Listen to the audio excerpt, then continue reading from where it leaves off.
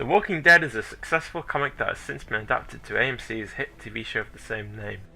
The Walking Dead Survival Instinct focuses on a character who is exclusive to the TV show called Daryl Dixon and is currently a fan favourite. Daryl Dixon started out as a racist redneck who only cared for his own survival. Since the second and third series of the TV show, the character has changed a lot and has attracted a large number of fans. This game is a prequel to the show, and you start out by learning what happened during Daryl's early days during the Undead Scourge. While there aren't any amazing revelations, you do get a bit more information about the characters, and there are some characters that get referenced in passing. The good things about this game include a solid combat engine and a range of weapons to choose from. While the combat is not quite as good as Dead Island, you can reliably take down walkers with stealth attacks and later get strong weapons. Each melee weapon is different, from the speedy but weak hammer to the heavy and slow sledgehammer that can take down walkers in a single hit. In terms of guns, you have pistols, shotguns, rifle, and of course Daryl's trusty crossbow. You'll want to use the crossbow as much as you can to kill walkers silently and retrieve your crossbow bolts. Silence is important because walkers pick up on sound a lot. One way you can draw walkers away is by throwing a bottle or a flare in the opposite direction. When they charge towards the noise, you slip past them the other way. As you progress through the game, you'll want to pick up food rations, weapons, ammunition and fuel. Fuel is important for making your way across the map on the road sections. Some of these sections will give you a choice.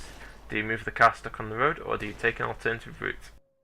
One great feature of the game is the survival management. As you progress in the game, you get access to different survivors. You can only pick up a certain number of survivors based on the size of your vehicle. While you may sometimes want to save everyone, ultimately you sometimes have to choose a location and hope for the best. Some survivors are also only found on random encounters, and so can be overlooked.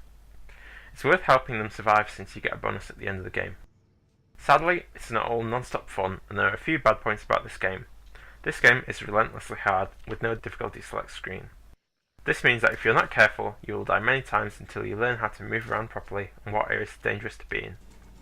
You can sometimes get away from walkers in buildings, but often you can get trapped and face an early demise.